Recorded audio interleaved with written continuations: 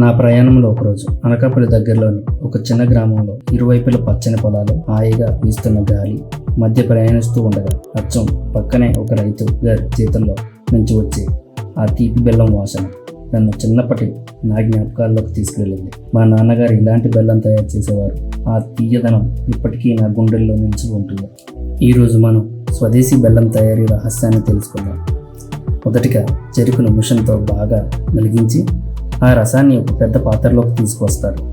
ఆ రసాన్ని నెమ్మదిగా 4 గంటల పాటు మరిగించి చిక్కబడిన తర్వాత దాన్ని ఆరబెట్టి చిన్నగా ముక్కలుగా చేసి కేజీల లెక్కన అమ్మే విధానం కొన్ని ఏళ్లగా జరుగుతుంది. చూడండి, మనం చూసిన ఆ సాంప్రదాయమైన బెల్లం ఇప్పుడు రోడ్డు పక్కన ఈ అమ్మకు వస్తువుగా మారింది.